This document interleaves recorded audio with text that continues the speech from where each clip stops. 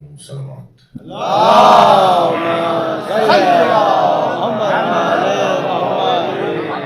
साई काज़िम हुसैन शाह की मग़फ़िरत के लिए सूरह फ़ातिहा तिलावत।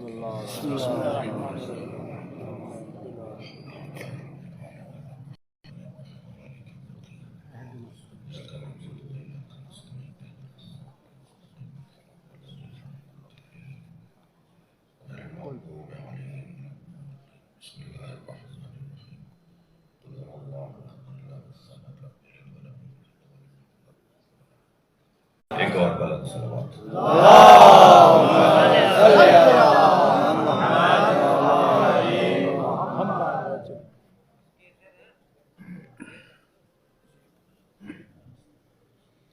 एक और सलावत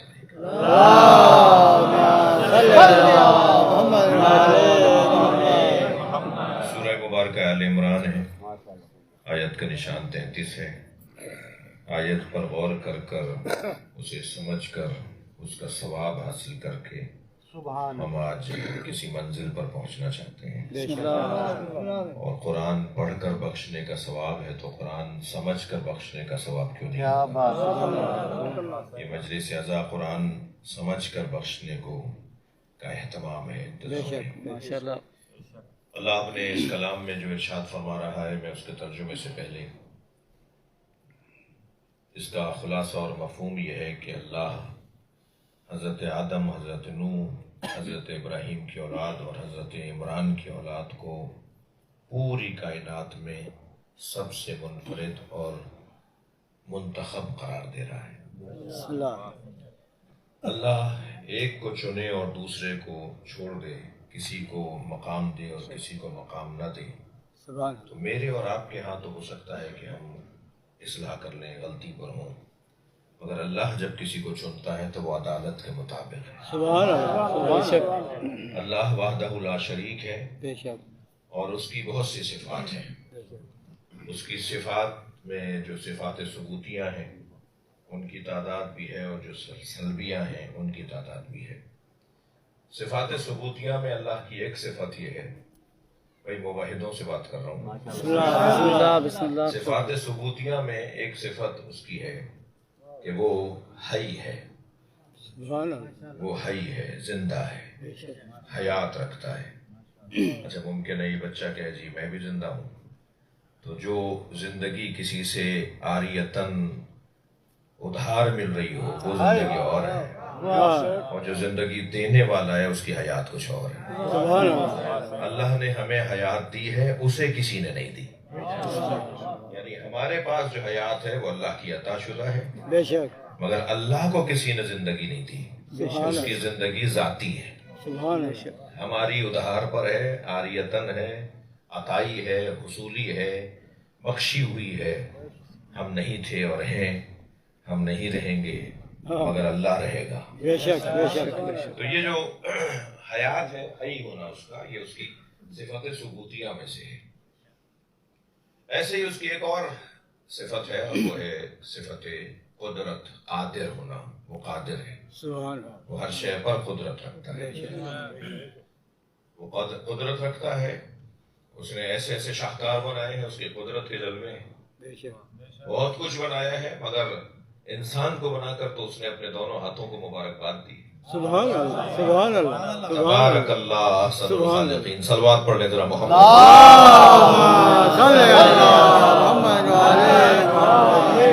यानी इंसान को बनाकर अल्लाह अपने आप को मुबारकबाद दे रहा है। सुभान अल्लाह। उसने बहुत कुछ बनाया मगर इंसान को बनाकर कहता है मैंने इससे बड़ा शाहकार नहीं बनाया। सुभान अल्लाह। अलबत्ता जब मैं कहता हूँ ना कि इंसान को बनाकर उसने अपने आप को मुबारकबाद दी है, तो शायद मैं सोचने लगूं कि मैं इंसान हूँ, मुझे इंसान के बारे में बात हो रही है। तो ये तो मुझे अब साबित करना पड़ेगा कि मैं इंसान भी हूँ या नहीं। इसलिए कि कुरान मजीद में हर इंसान नुमा को इंसान नहीं माना है। बहुत सारे लोग इंसान नजर आते हैं मगर कुरान उन्हें जानवर कहता है, बल्कि बाज़ औक़ात तो कहता है ये जानवरों से भी पस्त है। तो इंसान नुमा और होता है, नाराज तो नहीं आप? जमींदार बैठे हुए हैं, काश्तकार बैठे हुए हैं, जब जमीन पर हमारी फसल तैयार हो जाती है तो एक لکڑی پر خمیز چڑھا کر اسے زمین میں گاڑ دیا جاتا ہے. جانور سمجھتے ہیں کہ انسان کھڑا ہے جبکہ وہ انسان نہیں ہوتا. جانور یہ سمجھتے ہیں کہ کوئی آدمی کھڑا ہوا ہے. ایسے ہی ہمارے معاشرے میں کچھ لوگ ہیں جو چلتے پھر تو انسانوں کی طرح ہیں مگر حقیقت میں جانوروں سے بھی پست ہیں. میرے مولا علی نے فرمایا میتیں دو طرح کی ہوتی ہیں, کچھ لیٹے ہوئے جنازے ہوتے ہیں, کچھ چلتے پھرتے جنازے ہوتے ہیں. علی کے نزدیک وہ زندہ ہی نہیں ہے جس کا ضمیر مر گیا ہو, جس کا شعور مر گیا ہو, جس کا احساس مر گیا ہو. مولا علی اسے زندہ ماننے کو تیار نہیں. ضروری نہیں ہے کہ جو انسان نظر آ رہا ہے وہ انسان بھی ہو. پھر وہ کون سا انسان ہے جسے بنا کر اللہ نے مبارکباد دی ہے؟ وہ انسانوں میں بھی تو درجے ہیں نا. جیسا میں نے بھی کہا انسان نما, پھر کچھ ہے جو انسان ہے جی, مگر انسان ہے یہ ان کے اوپر خاص کرم ہے کہ وہ انسان ہے. لیکن انسانوں میں پھر کچھ لوگ ہیں جو انسان کامل ہیں, اور انسان کاملوں کے درمیان کچھ ہیں جو انسان اکمل ہیں. انسان کامل صلوات پڑھ لے ذرا محمد والے. بھائی آپ سب کی دعاؤں کے لیے, قبولیت کے لیے صلوات. اچھی بڑی تعداد سنی شیعہ بھائیوں کی بیٹھی بھی ہے, درود سب پڑھنا سب کے ہاں ضروری ہے. مل کر صلوات سے دیا.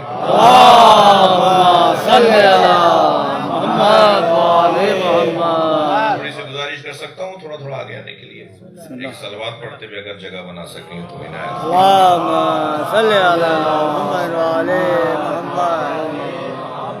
ممنون ہوں آپ کا میری بات مان رہے ہیں. آپ تھوڑے تھوڑا سا اور آگے آ جائیے. احباب اندر آنا چاہ رہے ہیں, آگے آخر رستہ بند ہو گیا ہے. ایک اور صلوات.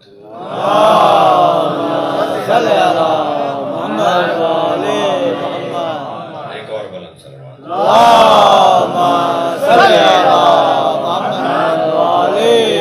اس سے بھی بلند صلوات.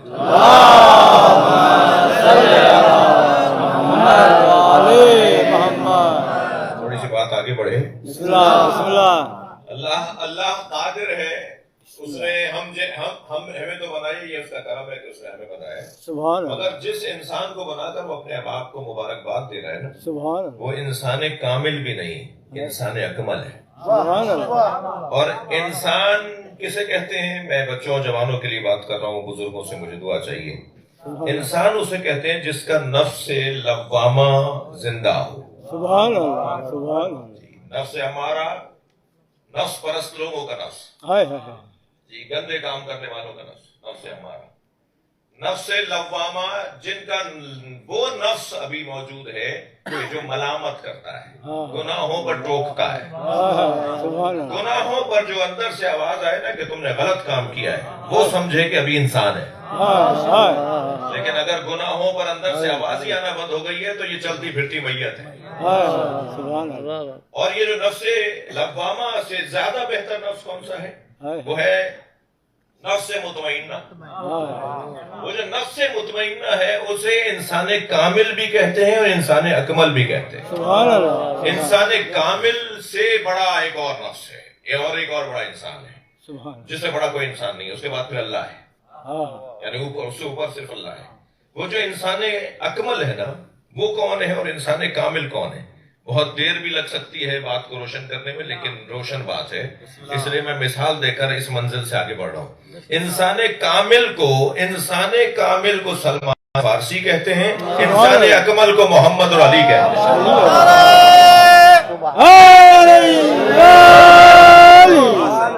نبی اور علی سے بڑا کوئی انسان نہیں. ان کے بعد اگر کسی کی منزل ہے, یعنی ان سے اوپر اگر کسی کی منزل ہے تو اللہ کی ہے. علی کو دنیا میں چوتھے نمبر پہ کہتے ہیں مگر آخرت میں پہلے نمبر پہ مانتے ہیں. سارے لوگ پورے عالم اسلام, مسلمانوں کی تعلیم, قیامت علی کے ہاتھ میں, جنت علی کے بچوں کے ہاتھ میں. جب آخرت ہی ان کے ہاتھ میں ہے تو پھر دنیا میں بھی اسی کو پہلا مان لیں. آخرت میں پہلا ماننا ہی ہے. صلوات ہدیہ کریں نبی کی ذات.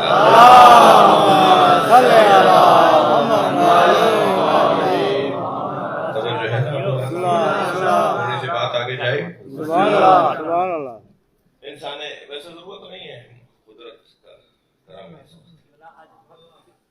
कम से कम 1 घंटा पढ़ेंगे। चलो 1 घंटा आप टाइम देख लिया था अली अली एक और सलवात जरा दे।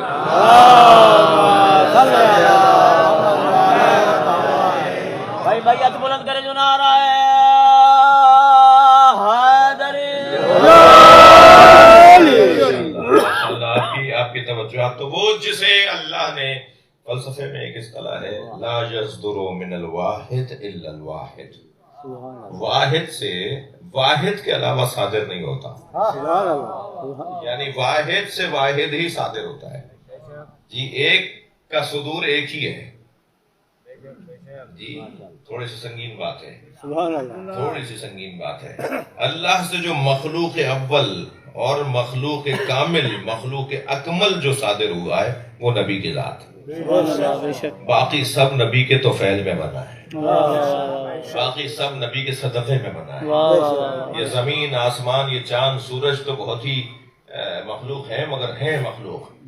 इन मखलूक़ात से ज्यादा अहमियत का जो हामिल वजूद है वो अली का वजूद है, वो सैयदा का वजूद है, वो हसनैन का वजूद है, वो आइम्मा, वो सलमान का वजूद है, वो अबू ज़र का वजूद है, वो मालिक अश्तर का वजूद है, वो अब्दुल्ला शाह गाजी का वजूद है, वो शहबाज कलंदर का वजूद है, वो शाह लतीफ़ का वजूद है।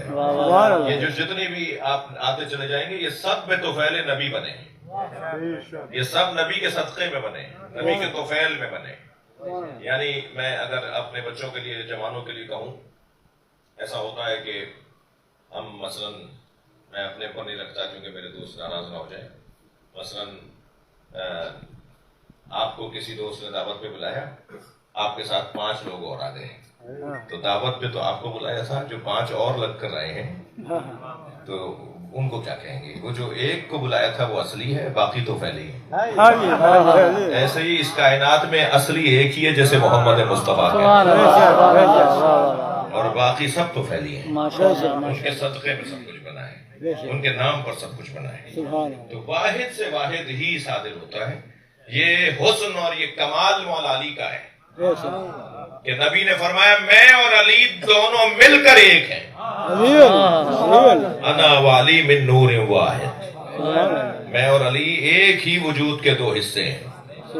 मेरा अल्लाह ने मेरा नूर खल्क किया और मेरे नूर का टुकड़ा किया तो उसका नाम अली रख दिया। तो ये कमाल मौला कायनात का है। मैं अपने मजमून से दूर होने का खौफ हो रहा है कि अल्लाह वो कादिर है, कुदरत रखता है, और ये उसकी सिफत है जिसको हम सब मानते हैं, हई है, आदिल है। ऐसे ही उसकी सिफात सुबूतिया में एक और तीसरी सिफत है और वो है इल्म। अल्लाह आलिम है। लिहाजा उलमा इल्म कलाम कहते हैं कि अल्लाह के बारे में ये कहना वल्लाहु आलम, ये जुमला गलत है। आलम वहां कहा जाता है जहां और भी आलिम हो, ये उनमें बड़ा है। तो जो अल्लाह के साथ किसी को मुकायसा करके अल्लाह को औरों से बड़ा तसव्वुर किया जाए, ये अल्लाह की शाया निशान नहीं है। लिहाजा अल्लाह के बारे में जब कहेंगे तो कहेंगे अल्लाह आलिम, उसके अलावा कोई आलिम ही नहीं। जितने भी कायनात में आलिम हैं वो सब अल्लाह से इल्म लेने वाले हैं, उसका वजूद जाती तौर पे इल्म रखता है। ये सिफात सुबूतिया जैसा बचपन में हमें माओ ने पढ़ाया, सिफात सल्बिया कि अल्लाह जिस्म नहीं रखता, ये सल्बी सिफत है। अल्लाह मकान नहीं रखता, अल्लाह मुरक्कब नहीं है, ये सिफात सल्बिया में हमें पढ़ाया गया। सिफात सुबूतिया में हमें ये पढ़ाया गया। मगर इन तमाम सिफात में से किसी सिफत को भी आपने उसूल दीन में शामिल नहीं किया। उसूल दीन में ये छोटा बच्चा भी बता देगा, उसूल दीन में तौहीद के बाद अदल, अदल के बाद नबूवत, नबूवत के बाद इमामत, इमामत के बाद क़यामत। हमने अल्लाह का आलिम होना, अल्लाह का कादिर होना, थक तो नहीं रहे, अल्लाह का हई होना, ये उसूल दीन में शामिल नहीं किया। हमने उसूल दीन में उसकी अदालत को शामिल किया है। अल्लाह आदिल है, हमने अल्लाह के आदिल होने को क्यों उसूल दीन में शामिल किया? उसका सबब यह है कि अल्लाह की जितनी सिफात हैं उन सारी सिफात पर जो सिफत हाकिम है, जो सिफत गालिब है, वो अदालत है। मैं भी माह रमजान में एक निजी टीवी चैनल पर था, जैसा اکثر یہ کیفیت ہوتی ہے، دعوت ہوتی ہے اور ہم جاتے بھی ہیں، تو وہاں ایک مولانا صاحب ہمارے ساتھ مہمان تھے، بات آ گئی اللہ کی قدرت کی کہ اللہ قادر ہے، تو اللہ کی قدرت کو بیان کرتے کرتے انہوں نے فرمایا کہ اللہ قادر ہے، وہ چاہے تو یزید کو بھی جنت میں بھیج دے۔ اب ہم انتظار میں تھے کہ چراغ محفل ہمارے پاس کب آئے گا۔ جیسے ہی چراغ محفل ہمارے سامنے آیا تو میں نے کہا مولانا نے اللہ کے قادر ہونے کو تو سمجھ لیا، اس کے عادل ہونے کو نہیں سمجھا۔ وہ قادر ہے مگر عادل ہونے کے ساتھ، اور تقاضائے عدل یہ ہے کہ جس کی جو جگہ ہو اسے وہاں رکھا جائے۔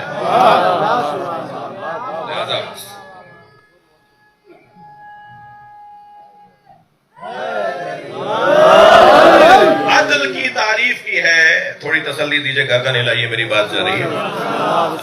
عدل کی تعریف کی ہے علماء علم کلام نے کہ عدل وضع الشیء علی محلہ، ہر شے کو اس کی اپنی جگہ پہ رکھنا، یہ عدالت، یہ عدل ہے۔ ہر شے کو اس کی اپنی جگہ پہ رکھ دینا، یہ ہے عدل۔ امامہ ٹوپی سر پہ رکھنے کی جگہ ہے، اسے اگر پیروں میں رکھیں گے تو یہ ظلم ہے، پیروں میں جو چیز آتی ہے اسے اگر سر پہ رکھیں گے تو یہ ظلم ہے۔ اور عدل یہ ہے کہ جس کی جو جگہ ہو اس کو وہاں پر بٹھایا جائے۔ جب صفت عدل اور صفت عدالت اگر سمجھ میں آ جائے تو اب سمجھ میں آئے گا کہ مولا علی چوتھے زینے پہ جا کے کیوں بیٹھے تھے۔ جب دور حکومت اور خلافت مولا علی کا آیا تو پہلے زینے سے دوسرے پہ، دوسرے سے تیسرے پہ، اور جا کے وہاں تشریف فرما ہوئے جہاں نبی بیٹھا کرتے تھے۔ تو سرگوشیاں ہونے لگیں، کان میں لوگ باتیں کرنے لگے۔ برابر میں ممبر کے ساتھ میں مولا علی کے ممبر کے برابر میں حضرت عمار یاسر رضی اللہ تعالیٰ عنہ رضوان اللہ تعالیٰ علیہ تشریف فرما تھے۔ مولا علی نے عمار سے پوچھا، عمار یہ کیا باتیں کر رہے ہیں؟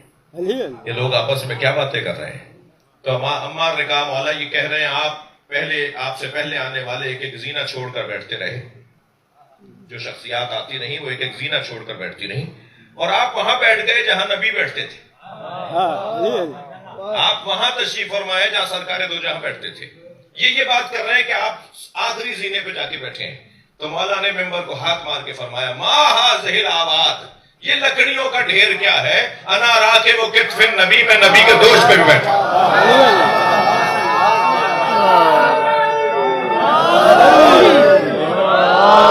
صلوات پڑھیں گے نبی کی ذات پر۔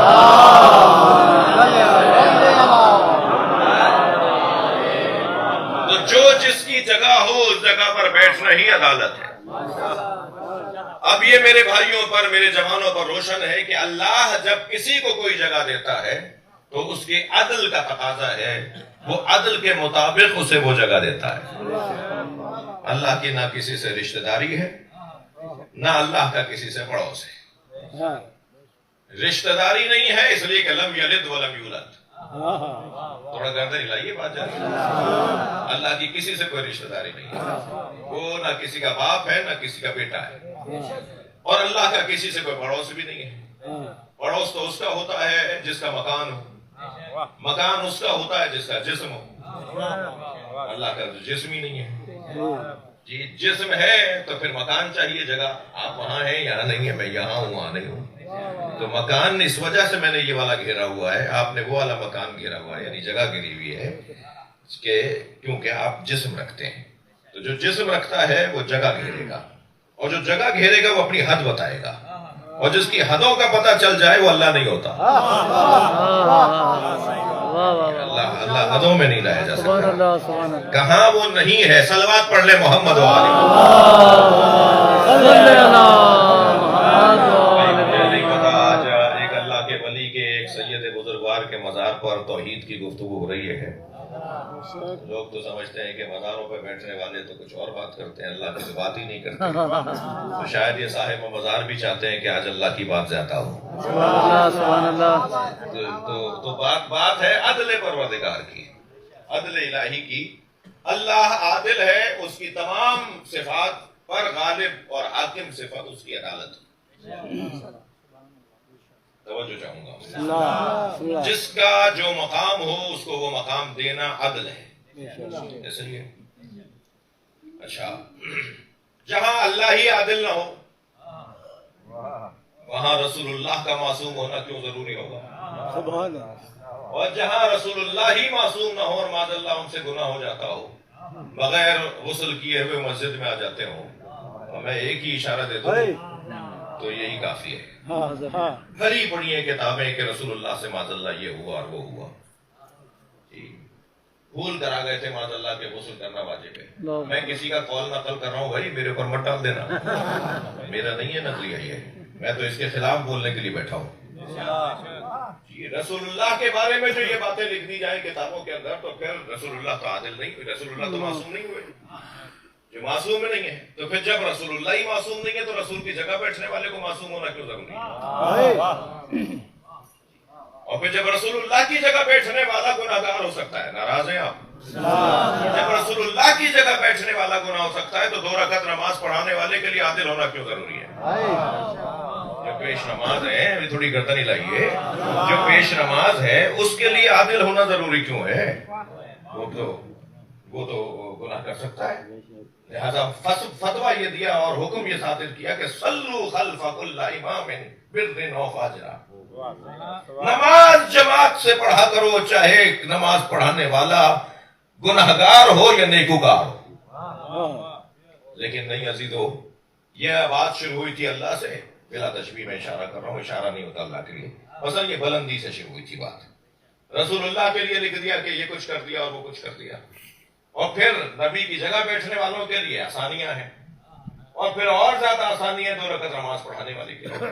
لیکن جن کے ہاں اصول دین میں عدل ہے وہ یہ کہتے ہیں 2 رکعت نماز پڑھانے والا بھی عادل ہو، ہر ایک کے پیچھے نماز نہیں پڑھی جا سکتی. پھر جب 2 رکعت کا جز وقتی امام عادل ہے تو کل وقتی امام کو کیا بولیں گے؟ وہ صرف عادل ہی نہیں کہلائے گا، وہ معصوم کہلائے گا. ایک مفتی صاحب سے ہمارا میرا بڑا واسطہ ہے، میں جتنا بڑا شیعہ ہوں اتنا بڑا سنی بھی ہوں نا. میں بار بار بولتا ہوں کہ بھائی میں شہنشاہ حسین نقوی سنی ہوں، اس لیے کہ ہو نہیں سکتا کوئی شیعہ ہو اور وہ سنی نہ ہو. تو ہمارے بھائیوں سے تعلق رہتا ہے، دوستی رہتی ہے، واسطہ ہے، آپ سب کا بھی ہے. تو ایک مفتی صاحب، بڑا نام ہے، نام نہیں لے رہا کیونکہ آپ پورا پاکستان جانتا ہے، وہ مجھ سے کہنے لگے، فرمانے لگے کہ آپ اپنے ائمہ کو، اہل بیت کو معصوم مانتے ہیں. میں نے کہا جی ہاں معصوم مانتے ہیں. کہنے لگے دلیل کیا ہے؟ میں نے کہا مولانا 200 دلیلیں. کہنے لگے آپ مجھے 2 بتا دیجئے. تو میں نے کہا آپ کے نزدیک، اللہ اکبر، یہ حدیث صحیح و سند ہے یا نہیں کہ نبی نے فرمایا انی تارک فیکم الثقلین کتاب اللہ و عطرتی اہل بیتی، میں آپ کے درمیان 2 گراں قدر چیزیں چھوڑے جا رہا ہوں، ایک اللہ کی کتاب اور ایک میری عطرت اہل بیت. اور سرکار نے فرمایا لن یفترقا حتی یرد علی الحوض، یہ ایک دوسرے سے علیحدہ نہیں ہوں گے یہاں تک کہ محشر میں حوض کوثر پر مجھ سے آ کر ملیں گے. سبحان اللہ. وَإِن تَمَسَّكْتُمْ بِهِمَا، اور اگر ان دونوں سے تم نے اپنا تعلق جوڑ لیا، لن تضلوا بعدی، تو گمراہ نہیں ہوگے. تو جو گمراہی سے بچائے وہ معصومی تو ہوتا ہے. عصمت کے لیے ضروری ہے کہ خود تو بچا ہوا ہو، گناہوں سے بچانے کے لیے ضروری ہے کہ خود بھی تو گناہوں سے بچا ہوا ہو. جو ہم سب کو گناہوں سے بچائے اور خود نہ بچا ہوا ہو. یہ نبی نے کیا فرمایا کہ اگر تم ان سے جڑ گئے تو کبھی گمراہ نہیں ہوگے. تو جو گمراہی سے بچائے وہ پہلے خود بچا ہوا ہو، اور جو گمراہی سے بچا ہوا ہے وہ دلیل ہے کہ اس کے یہاں گناہ نہیں پایا جاتا، اس کی زندگیوں میں گناہوں کا گزر نہیں ہے. جی اس سے بڑی دلیل تو آیت تطہیر ہے. رجز، اللہ نے کہا نا لِيُذْهِبَ عَنْكُمُ الرِّجْزَ، اے اہل بیت تم سے ہر رجز کو دور رکھا. رجز کی کم سے کم مثال گناہ ہے.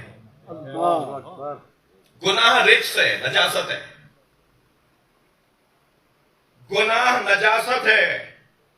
اللہ ہماری آنکھوں کو ہمیں اہل بنانے کے بعد کھولے، کیونکہ اگر نا اہلی میں ہماری آنکھیں کھل گئی نا تو ہم اپنے آپ سے نفرت کرنے لگیں گے، ہم اپنے مرنے کی دعا کریں گے. جن کی چشم برزخی کھل جاتی ہے، جن کی آنکھیں جو مرنے کے بعد سب کی کھلتی ہیں، کچھ لوگوں کی زندگی میں کھل جاتی ہیں. مرنے کے بعد ہم سب کی آنکھیں کھلیں گی. مولا علی فرما رہے ہیں الناس یناموا اذا ماتوا انتبہوا، لوگ سو رہے ہیں جب مریں گے تب اٹھیں گے۔ یہ جس وقت ہماری آنکھیں کھلی ہوئی ہیں نا، ہم سمجھ رہے ہیں ہم جاگ رہے ہیں، ہم سو رہے ہیں، ہمیں کچھ نظر ہی نہیں آ رہا، ہمیں تو اس دیوار کے پیچھے نظر نہیں آ رہا، ہمیں تو اس وقت کراچی میں کیا موسم ہو رہا ہے، کیا کیفیت ہو رہی ہے ہمیں نہیں پتا، کراچی تو بہت دور بعد، اس دیوار کے پیچھے نہیں پتا، لیکن جیسے ہی ہماری آنکھیں بند ہوں گی تو آنکھیں کھلیں گی، پھر ہمیں دیوار کے اس طرف بھی نظر آئے گا، پھر دنیا کا وہ کونا بھی نظر آ رہا ہوگا۔ تو مگر کچھ لوگ ہوتے ہیں جن کی زندگی میں آنکھیں کھل جاتی ہیں، چشم برزخی، آنکھیں کھلنے والی آنکھیں، دیکھنے والی آنکھیں۔ جب چشم برزخی کسی کی کھل جائے، آیت اللہ جوادی عاملی، آیت اللہ حسن زادہ عاملی، آیت اللہ بہجت ایک نام سنا ہے میرے بچوں نے، آیت اللہ حسن زادہ عاملی سے، یہ آیت اللہ حسن زادہ عاملی وہ ہے اللہ کے ولی، مجتہد بھی ہے اور اللہ کے ولی بھی ہے، میں نے ان کی زیارت کی 2 سال پہلے ان کا انتقال ہوا ہے۔ ان کے پڑوس میں ایک بچہ چھت سے گر کر مر گیا، نونہال بچہ تھا، ماں کی بے چینی اور رونا اور گریہ ازاری اتنا زیادہ تھا کہ بتایا پڑوس سے آ کر، علامہ کی آیت اللہ کی گھر والے گئے ہوئے تھے پڑوس میں، انہوں نے آ کے بتایا کہ وہ شاید مر نہ جائے یہ ماں۔ تو جب بچے کا جنازہ اٹھنے لگا تو وہ اور زیادہ روئی، بے ہوش ہو جا رہی تھی ماں، تو فرمایا مجھے جنازے کے قریب لے جاؤ، اور جنازے کے بچے کے سر پہ ہاتھ رکھ کے سورہ الحمد پڑھی، سورہ شفا، الحمدللہ رب العالمین سے لے کے ولدالدین تک، سر پر ہاتھ رکھ کے سورہ الحمد پڑھی، وہ بچہ اٹھ کے بیٹھ گیا، وہ جو بچہ زندہ ہو گیا۔ کسی نے پوچھا کہ جی آپ نے مردہ زندہ کر دیا؟ کہ نہیں میں نے کچھ نہیں کیا، بڑا حسین جملہ جو عطیہ کر رہا ہوں۔ جب کسی نے کہا آپ نے تو مردہ زندہ کر دیا، تو کہا نہیں نہیں میں نے کچھ نہیں کیا، ساری زندگی میں نے اللہ کو ہاں کہا، ایک دفعہ اللہ نے بھی مجھے ہاں بول دیا۔ یہ اللہ کے ولیوں کے ایسا ہی لہجہ ہوتا ہے، وہ اسی انداز کی باتیں کرتے ہیں۔ اور قرآن تو کہہ رہا ہے کل مبہ الموتیٰ، قرآن وہ ہے جس سے مردے زندہ کیے جاتے ہیں۔ تو جب قرآن نے اپنا تعارف یہ کروایا کہ تم اگر قرآن کے عامل ہو گئے، صلوات پڑھے محمد و آلہ،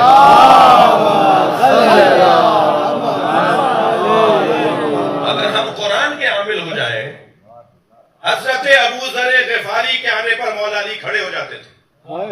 تو ایک صحابی نے پوچھا آپ ابو ذر کا بڑا احترام کرتے ہیں، خاص احترام فرماتے ہیں، تو مولا علی نے فرمایا ابو ذر قرآن کی 10 آیتوں کے فقیہ ہیں، 6000 آیتوں میں سے مولا علی نے فرمایا یہ 10 آیتوں کے فقیہ ہیں، جو 10 آیتوں کا فقیہ ہو وہ ابو ذر بنتا ہے، جو خود مجسم قرآن ہو اسے علی کہا جاتا ہے۔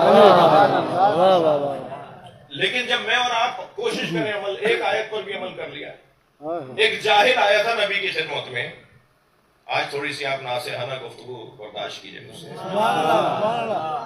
ایک جاہل بدو ایک دیہاتی نبی کی خدمت میں آیا اور کہنے لگا میں نے اپنے اونٹ کے گھٹنے میں اقال باندھا ہے، میرا اونٹ ذرا بے چین ہے، بکھرا بکھرا رہتا ہے، وہ کہیں اگر اقال کھول کے بھاگ گیا تو مجھ سے پکڑا بھی نہیں جائے گا، میرا بڑا نقصان ہو جائے گا، میرے پاس وقت نہیں ہے، کھڑے کھڑے بتائیے کہ آپ جو پیغام لے کر آئے اللہ کی طرف سے وہ پیغام کیا ہے؟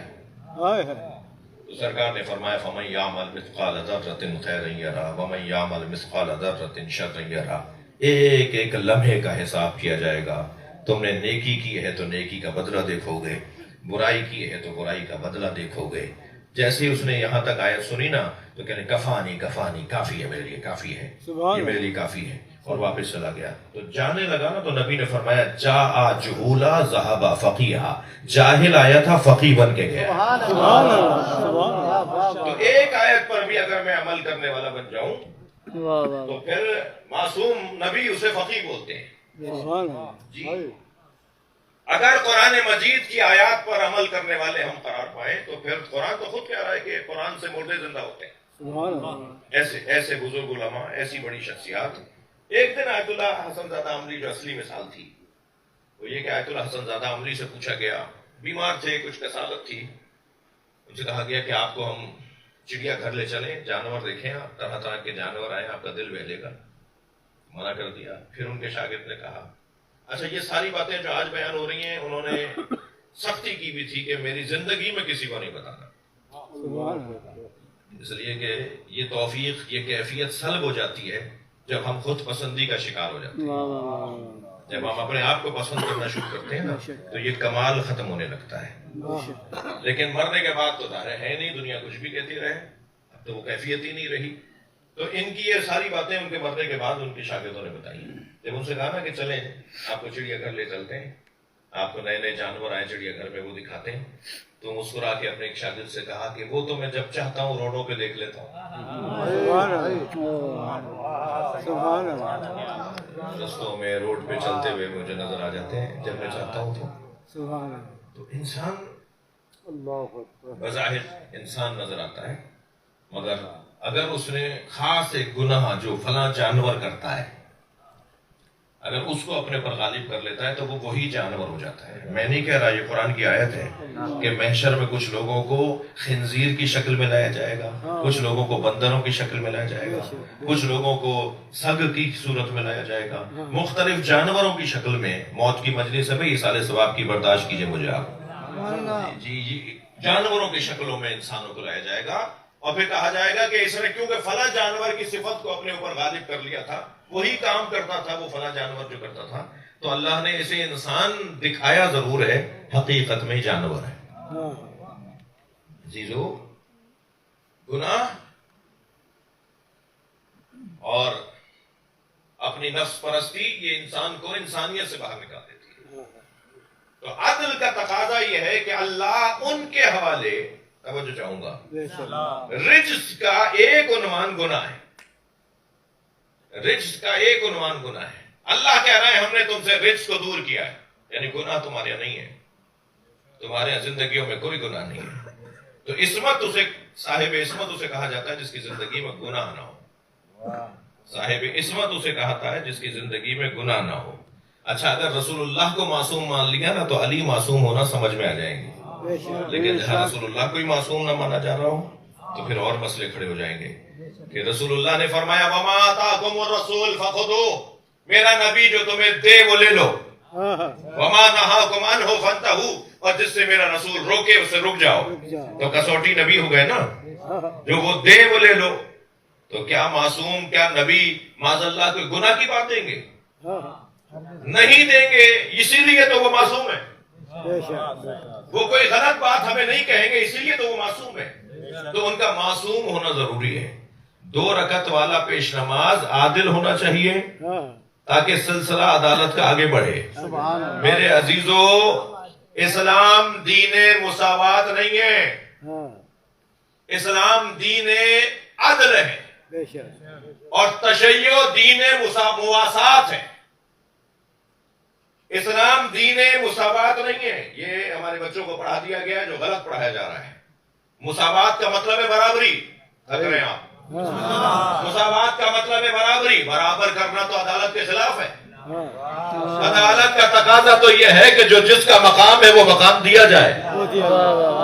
اگر مساوات مانیں گے تو پھر نتیجہ یہ نکلے گا کہ 2 بھوکوں کے لیے اگر 2 روٹیاں ہوں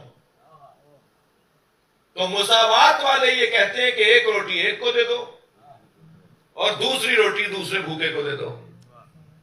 لیکن عدل والے یہ کہتے ہیں جس کی جتنی بھوک ہے اتنی ہی روٹی اسے دے دو. ممکن ہے کسی کو 1.5 دینا پڑے اور ممکن ہے کسی کو آدھا دینا پڑے. تو عدل کا تقاضا جس کا جو حق ہے. صلوات پڑھ لیں محمد و آلہ.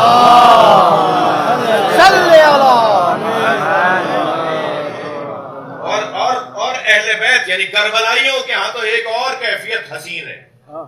کربلائیوں کے ہاں ایک منزل اور اچھی ہے. عدل سے زیادہ سنگین مرحلہ ہے اور وہ ہے مواسات.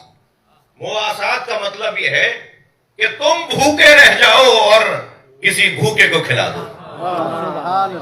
یہ ہے مواسات. اللہ آپ کو, مجھے, ہمیں بار بار مولا عباس کی زیارت سے شرف یاب کرے. کربلا جائیں مولا حسین کو سلام کرنے تو حضرت عباس کو سلام کرنے بھی جائیں. جب حضرت عباس کو ہم سلام کریں گے نا تو زیارت نامہ لکھا ہوا ہے حضرت کی ذریعے کے بعد باہر. اس زیارت نامے میں حضرت عباس کے القاب میں ایک لقب ہے ایھا المواسی. سلام ہو اس عباس پر جس نے خود پیاسا رہ کر حسین کے بچوں کے پانی کا انتظام کیا. جبکہ وہ خود بھی پیاسے تھے, خود بھی پی لیتے. تو یہ عدل ہوتا کہ میں نے خود پیا ہے اور انہیں بھی پلا رہا ہوں. لیکن یہاں عدل سے زیادہ سنگین اور حسین لمحہ اور منزل ہے، اور وہ یہ کہ نہیں میں خود پیاسا رہوں گا، اس لیے کہ مولا نے ابھی تک پیا نہیں ہے۔ مولا پی لیں گے تو بچے گا، رہے گا تو میں بھی پی لوں گا۔ اسے کہتے ہیں مواسات، مساوات نہیں، مواسات، میم واو موا الف سین الف تے، مواسات، مساوات نہیں، مواسات۔ صلوات پڑھیں ذرا محمد والا۔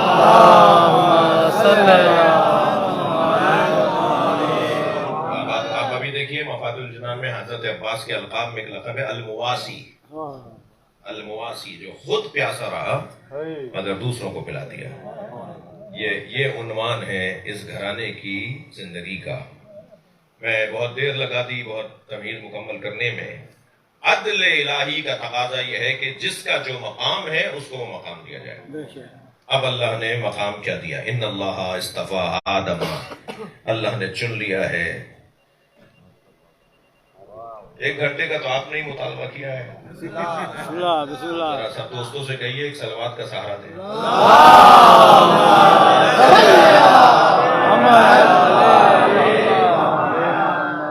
کیا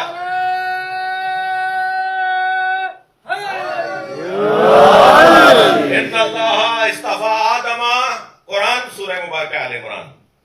اللہ نے چن لیا ہے حضرت آدم کو،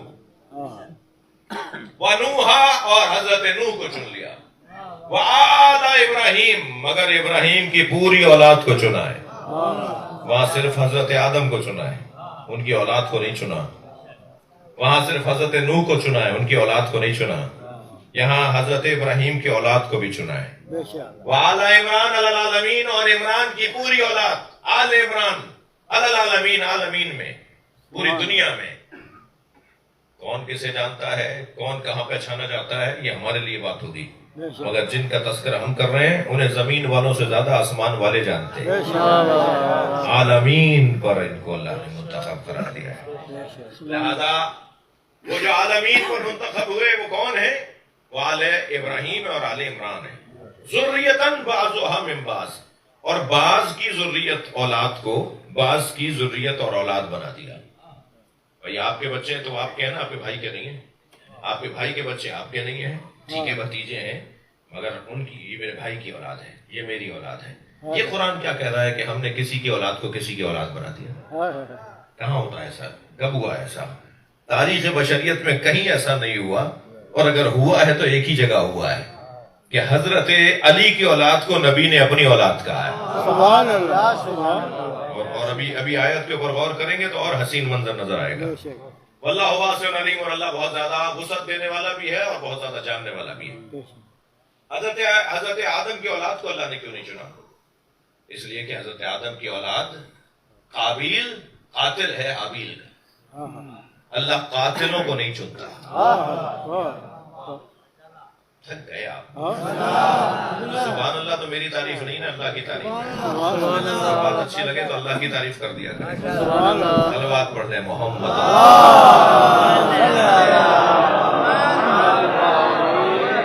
اللہ نے حضرت آدم کی اولاد کو نہیں چنا کیونکہ آدم کی اولاد میں قاتل ہے۔ اللہ نے حضرت نوح کی اولاد کو نہیں چنا اس لیے کہ نوح علیہ السلام کا اپنا بیٹا اپنے بابا کی بات نہیں مان رہا۔ تو اولاد کو کیسے چنے اللہ جو اولاد اپنے بابا کی بات ماننے کو تیار نہیں؟ جب کشتی بنائی، طوفان آیا، حضرت نوح نے اس پہ سوار کیا، جو سوار ہوگا نجات پا جائے گا۔ اتنے بہت بڑی تعداد نہیں تھی مگر ایک تعداد کشتی میں سوار ہوئی، سوار نہیں ہوا تو بیٹا نہیں ہوا، اور پکارتے رہے بیٹا آ جاؤ، بیٹا آ جاؤ، آ جاؤ کشتی میں سوار ہو جاؤ ورنہ غرق ہو جاؤ گے۔ تو کہنے لگا نہیں میں پہاڑ پہ چڑھ رہا ہوں، پہاڑ مجھے بچا لے گا۔ مجھے نہیں پتا کہ پہاڑ اسے ڈوب رہا تھا اور پہاڑ ڈوبا۔ ہاں بعض لوگ ہوتے ہیں وہ اپنے ساتھ کسی اور کو بھی لے ڈوبتے ہیں۔ یہ شاید محاورہ یہیں سے آیا تھا کہ خود تو ڈوبیں گے، نہیں میں نہیں پورا نہیں پڑھ رہا، تم کو بھی لے ڈوبیں گے۔ صلوات پڑھ لیں نبی اور مجھے ایسا لگتا ہے کہ پہاڑ کو ڈوبنا نہیں تھا، پہاڑ اس کی وجہ سے ڈوبا ہے۔ یہ چڑھتا رہا، پانی چڑھتا رہا، یہ چڑھتا رہا پہاڑ پہ، پانی بھی کو چڑھتا رہا، یہاں تک کہ اس کو پہاڑ کے ساتھ، پہاڑ بھی اس کے ساتھ ڈوب گیا۔ تو بیٹا بھی حضرت نوح کی بات نہیں مان رہا، لہٰذا اولاد کو اللہ نے نہیں منتخب کیا۔ مگر دو ایسے نبی اور دو ایسی ہستیاں ہیں کہ جن کی اولاد کو اللہ نے منتخب کیا ہے، ایک حضرت ابراہیم، ایک حضرت آل عمران، حضرت عمران۔ حضرت ابراہیم کے ایک بیٹے حضرت اسماعیل، ایک بیٹے حضرت اسحاق۔ حضرت اسحاق سے 600 نبی دنیا میں آئے۔ حضرت اسحاق کے بیٹے حضرت یعقوب، حضرت یعقوب کے بیٹے حضرت یوسف، اور پھر حضرت یوسف کے بھائی سے اور بیٹے نبی ہوتے چلے گئے۔ 600 نبی حضرت اسحاق کی اولاد میں۔ حضرت ابراہیم کے بیٹے اسحاق کی نسل سے اللہ نے بنی اسرائیل کے 600 نبیوں کو قرار دیا۔ دوسرے بیٹے اسماعیل، یعنی ایک بیٹے سے 600 سے زیادہ نبی، اور ایک بیٹے حضرت اسماعیل سے ایک نبی، وہ ہمارے نبی،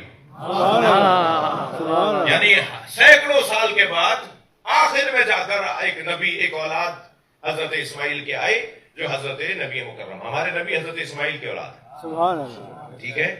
اور حضرت اسحاق کے بیٹے بھی بہت سارے نبی۔ یہ تو ہو گئے آل ابراہیم۔ آل ابراہیم کو اللہ نے نبیوں کی صورت میں منتخب کیا۔ یہ آل عمران کون ہے؟ جس کے پورے خاندان کو اللہ نے منتخب قرار دیا ہے۔ یہ آل ابراہیم میں اللہ نے اتنے نبی رکھے۔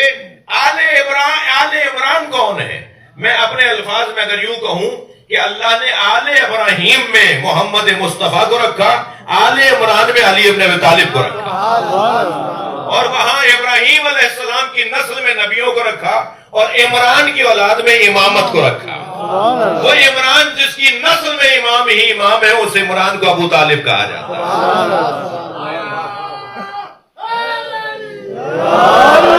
حضرت ابو طالب کی ساری نسل امامت، حضرت ابو طالب کی اولاد اماموں پر مشتمل اولاد۔ سمجھ میں نہیں آتا، بھتیجا پالے تو وہ نبی بنے، بیٹا پالے تو علی بنے، اولاد میں سارے امام، جس کی بہو جنت کی خواتین کی سردار ہو، جس کے پوتے حسنین جنت کے جوانوں کے سردار ہو، مسلمانوں کو اس کا کلمہ نظر نہیں آتا۔ جس نے قرآن نازل ہونے سے پہلے اللہ کا تذکرہ کیا ہو، قرآن میں 32 نبیوں کے نام آئے اور 24 کے صراحت کے ساتھ آئے۔ جس نبی کا قرآن میں اللہ نے نام نازل کیا ہے، قرآن نازل ہونے سے پہلے ابو طالب نے اپنے اشعار میں ان نبیوں کے نام لکھ دیے تھے۔ مسلمان کہتا ہے یہ کلمہ نہیں پڑھا، کیا ہوا تھا؟ آخری وقت میں نبی نے کان میں کہا چچا کلمہ پڑھ لیجیے۔ مسلمانوں کو کان میں کہی گئی بات تو سنائی دے گئی، غدیر کے میدان میں من کن تو مولا نہیں سنا۔ میں جس کا مولا ہوں اس کا علی مولا ہے۔ عجیب منطق ہے۔ اتنا طے ہے کہ حضرت ابو طالب کی عظمت کا بیان نبی کو خوش کرتا ہے۔ نبی کی خوشی کا ایک سبب حضرت ابو طالب کی عظمت کا بیان ہے۔ مولا نبی اشعار سننے کو کبھی نبی نے یہی کہا مجھے شعر سناؤ۔ نبی شعر، کیونکہ نبی پر ایک تہمت یہ تھی کہ شاعر ہے۔ قرآن جب پڑھتے تھے نا کہتے شاعری ہو رہی ہے، قرآن نہیں ہے شاعری ہے۔ تو نبی مکرم کو اللہ نے کہا کہ میں نے آپ کو شاعر نہیں بنایا، تو نبی شعر سنتے بھی نہیں تھے۔ مگر تاریخ میں کبھی اگر نبی نے شعر سننے کی خواہش کی ہے تو کہا کوئی ہے جو میرے چچا ابو طالب کے شعر سنائے۔ حتیٰ ایک دن سرکار کو تب کی کیفیت تھی، بخار کی کیفیت تھی میرے مولا نبی کو، تو جناب سیدہ فرماتی ہے میں بابا کو آواز دے رہی تھی تو بابا غشی اس کیفیت میں تھے جیسے کوئی تپ میں ہوتا ہے۔ کہنے لگے مجھے یاد آیا میرے بابا کون سی بات پر خوش ہوتے ہیں، تو کہنے لگی، فرمانے لگی میں نے حضرت ابو طالب کے شعر پڑھنا شروع کر دیا۔ میں ابو طالب کے شعر پڑھ رہی تھی، میرے بابا آنکھیں کھول کے فرما رہے تھے اور سناؤ، اور کیا یاد ہے، اور کیا یاد ہے۔ ایک دن تو مدینہ منورہ میں قحط تھا، پانی نہیں برس رہا تھا، بارش نہیں ہو رہی تھی، لوگوں کی زندگیاں ختم ہونے کو تھی، جانور مر رہے تھے، غلہ ختم ہو گیا تھا۔ سرکار دو جہاں نے دونوں ہاتھوں کو اٹھا کے دعا کی، بادل آنا شروع ہوا، بارش برسنے لگی۔ جب خوب اچھی طرح بارش برس گئی اور آپ آ کے مسجد میں بیٹھے تو صحابہ کرام کو دیکھتے ہوئے فرمایا کوئی ہے جو مجھے یاد دلائے کہ میرے چچا ابو طالب نے بارش برسوانے کے لیے کون سا شعر کہا تھا. سبحان اللہ سبحان اللہ. تو ایک کونے سے مولا علی کی طرف دیکھا. مولا علی ایک طرف تشریف فرما تھے. مولا کی طرف دیکھا تو مولا سمجھے کہ مجھ سے چاہ رہے ہیں کہ میں سناؤں. تو مولا نے اپنے بابا ابو طالب کے یہ 2 مصرے سنائے. سبحان اللہ. وَبْيَزٌّ يُسْتَسْقَى الْغِمَامُ بِوَجْهِهِ سِمَالُ الْيَتَامَى وَإِسْمَةُ الْإِرَامِ. سلوات پڑھے ہوئے شعر ترجمہ سناتا ہوں. مولا علی نے اپنے بابا کے 2 مصرے سنائے اور 2 مصرے یہ ہیں: وہ چہرہ کتنا حسین ہے سبحان اللہ. جسے دیکھنے کے لیے بادل آ جاتا ہو. سبحان اللہ. یہ حضرت ابو طالب نے نبی مکرم کے بارے میں فرمایا تھا. سبحان اللہ. فرمایا وہ چہرہ کتنا حسین اور چمکدار ہے جسے دیکھنے کے لیے بادل آ جاتا ہو اور جسے بادل دیکھ کر عاجزی کا اظہار کرتا ہو برسنے کی صورت. سبحان اللہ سبحان اللہ. حضرت ابو طالب نبی مکرم کے لیے کہہ رہے ہیں، فرما رہے ہیں. نعت ہے حضرت ابو طالب کی. وہ چہرہ کتنا حسین ہے جسے دیکھنے کے لیے بادل آ جاتا ہو اور بادل اسے دیکھ کر عاجزی کا اظہار کرتا ہو برسنے کی صورت میں. اور وہ چہرہ اسی کا تو ہے جو سہارا ہے یتیموں اور بیواؤں کا. سبحان اللہ سبحان اللہ. یہ حضرت ابو طالب نے پھر فرمایا وہ شعر مجھے سناؤ جو میرے چچا نے اس وقت میں کہا تھا جب میرے لیے مجھے گود میں لے کر آئے تھے مکہ المکرمہ میں جب بارش نہیں برس رہی تھی. سبحان اللہ. سارے مکے والے ابو طالب کے دروازے پہ لگائے تھے. ابو طالب قحط سالی ہو گئی ہے، اللہ سے دعا کرو کہ پانی برسے. حضرت ابو طالب نے فرمایا ذرا صبر کرو.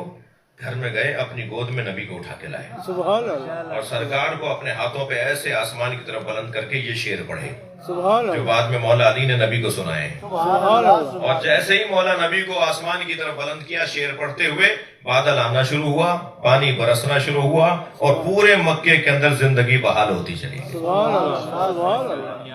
جتنا ذکر حضرت ابو طالب کا ہوگا اتنا میرے مولا نبی خوش ہوں گے. سبحان اللہ. اور جو بھی حضرت ابو طالب کی شان میں کوتاہی گستاخی کرتا ہے اتنا ہی نبی کو رنجیدہ کرتا ہے، نبی کو دکھی کرتا ہے. جی اسی پاکستان میں، ہمارے پاکستان میں، ہمارے اسی پچھلے دنوں کی بات ہے، ایک فورم پر دیوبندی، بریلوی، سنی، شیعہ سارے علماء ایک مسئلے کے اوپر جمع تھے. وہاں بات آ گئی حضرت ابو طالب کی. ایک بزرگ مفتی عالم دین مفتی صاحب ضعیف العمر حسا لے کر آئے تھے. میں نام سب کے جانتا ہوں، نہیں بتا رہا ہوں. وہ بھی وہاں تشریف فرما تھے مگر بڑھاپے کی وجہ سے تقریباً وہ نیم دراز تھے، یعنی تقریباً لیٹے ہوئے تھے، تکیے لگائے ہوئے تھے. ان کے سامنے علمی گفتگو ہو رہی تھی. ان کی ڈنڈی ان کے اعصابی ان کے برابر میں رکھا تھا. تو گفتگو آ گئی حضرت ابو طالب کے بارے میں. تو ایک عالم دین نے حضرت ابو طالب کے لیے کہا کہ انہوں نے تو کلمہ نہیں پڑھا تھا. دوسرے نے کہا انہوں نے تو کلمہ نہیں پڑھا تھا. حضرت ابو طالب کے معاذ اللہ کفر کے اوپر معاذ اللہ گفتگو ہونے لگی. ابھی 4-5 جملے ہی کہے تھے کہ وہ مفتی صاحب جن کا ڈنڈا ان کے پاس رکھا تھا انہوں نے اپنا ڈنڈا اٹھا کے زور سے زمین پر مارا اور کہنے لگے خاموش ہو جاؤ، مجھے اتنا یقین ہے تمہاری باتوں سے نبی ناراض ہو رہے ہیں. یہ کیا کر رہے ہو؟ حضرت ابو طالب کے بارے میں باتیں کر رہے ہو. اگر ابو طالب کی عظمت بیان نہیں کر سکتے تو ابو طالب کے بارے میں یہ باتیں بھی نہ کرو، ورنہ بات کرنی ہے تو عظمت کی بات کرنی ہے. مکے میں ابو طالب، مدینے میں فاطمہ زہرا، ایک سسر ایک بہو، دونوں نبی کے محافظ. جب تک ابو طالب زندہ رہے اتنا مضبوط سہارا تھا نبی کے لیے کہ مکے میں رہتے ہوئے کافروں اور مشرکوں سے مقابلہ تھا. لیکن جب حضرت ابو طالب کی رحلت ہوئی تو اللہ نے کہا مکہ چھوڑ دو، اب تمہارا سہارا نہیں رہا، اب مدینے چلے جاؤ. نبی نے پورے سال تک سوگ منایا. عام الحزن، عام کہتے ہیں سال، غم کا اور سوگ کا سال، حزن. سال بھر تک غم منایا کہ میرے چچا چلے گئے. اور جب جنازہ اٹھا رہے تھے تو یہ کہتے ہوئے جا رہے تھے لقد ربیتنی صغیرا وکفلنی یتیما. یا اللہ میں گواہی دیتا ہوں کہ اس نے مجھے یتیمی میں والا ہے، اور جب مجھے کوئی سنبھالنے والا نہیں تھا تو انہوں نے سنبھالا ہے. اور پھر جب قبر میں جنازہ اتارنے لگے تو سرکار خود پہلے قبر میں اترے اور زمین کو ہاتھ پھیرتے ہوئے فرمایا خبردار میرا چچا آ رہا ہے، میرے چچا کو کوئی تکلیف نہ ہو۔ ابو طالب کربلا میں اپنی ساری نسل قربان کر گئے۔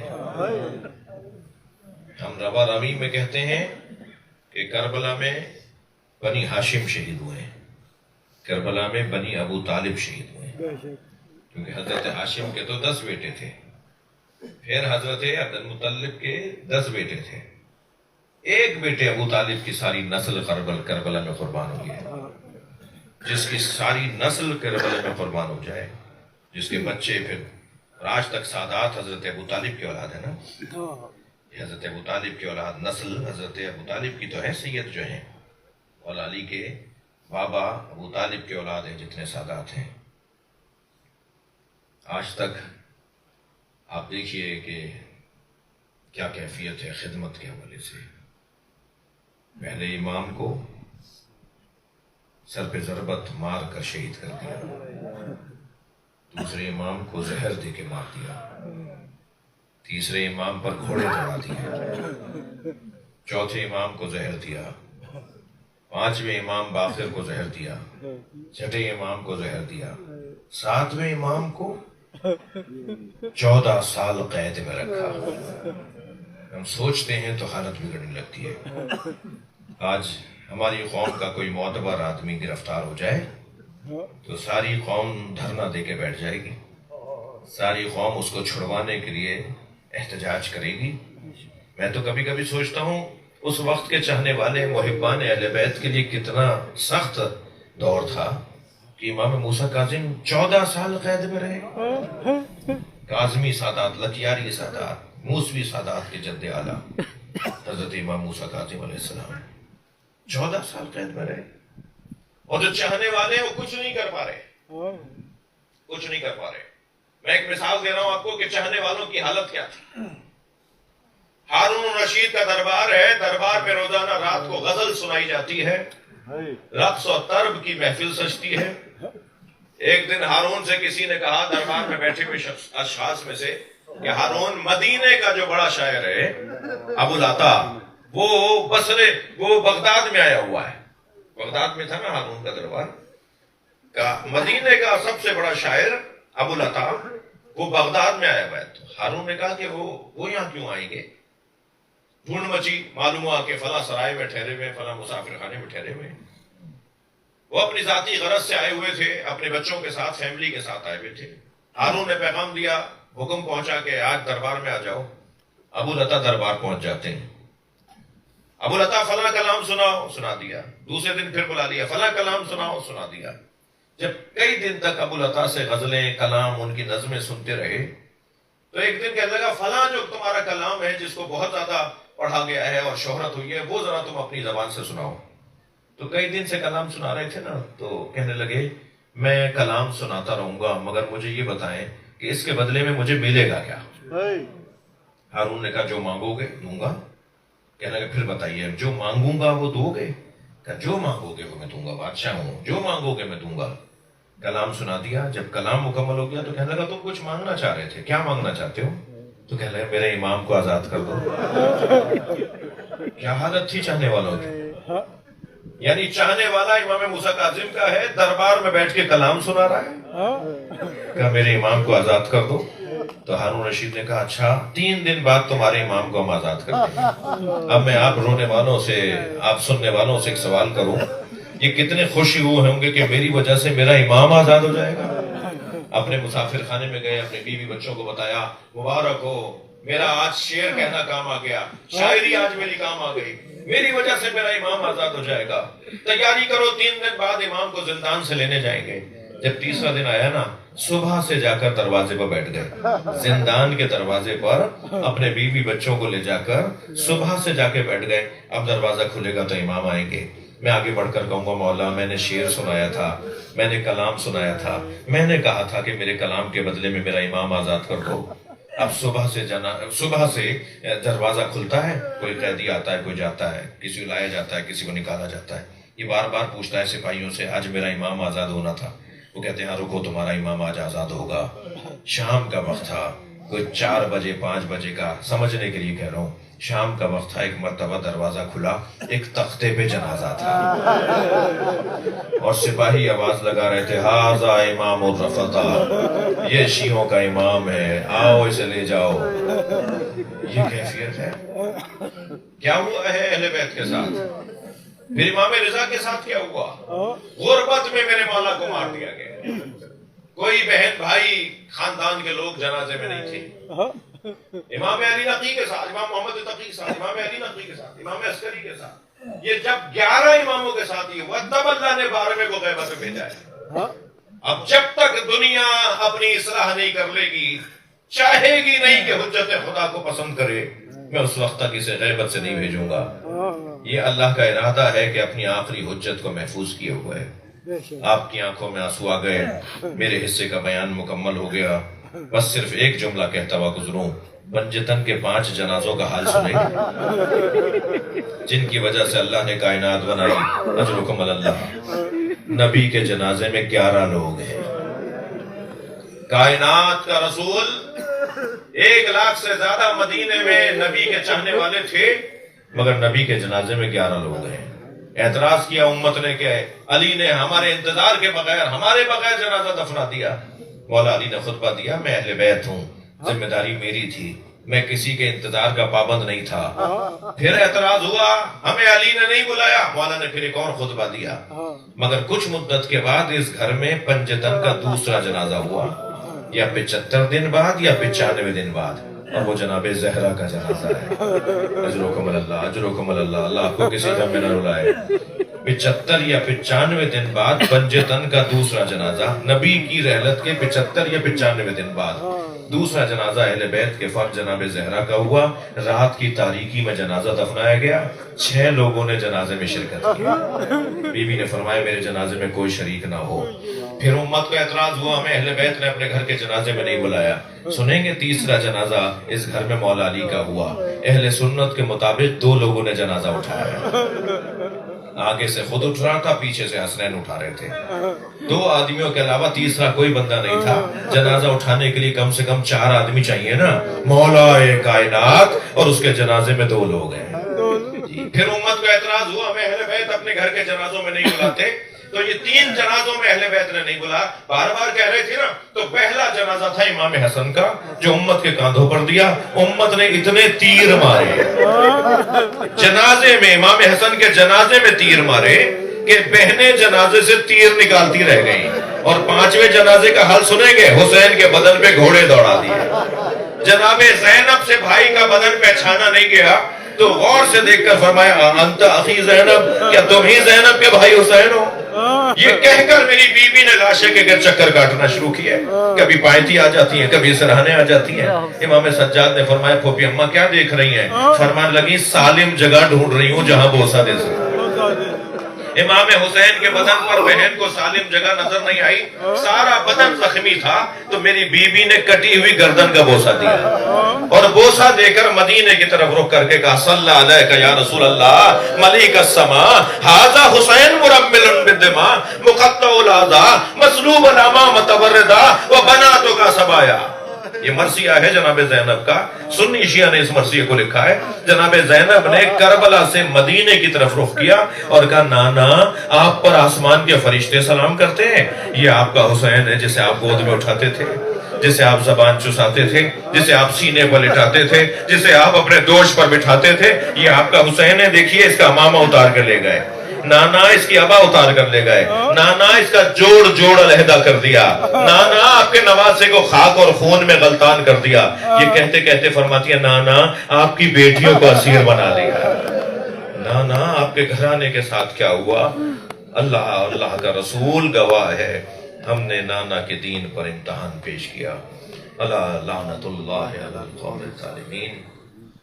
یا اللہ مرحوم کے مغفرت فرما، کے درجات کو بلند فرما، کوتاہیوں سے درگزر فرما، ہمیں اپنے مرحومین کو یاد رکھنے کی توفیق عطا فرما، امام زمانہ کی ظہور میں تعجیل فرما۔ سورہ فاتحہ 3 مرتبہ سنیں۔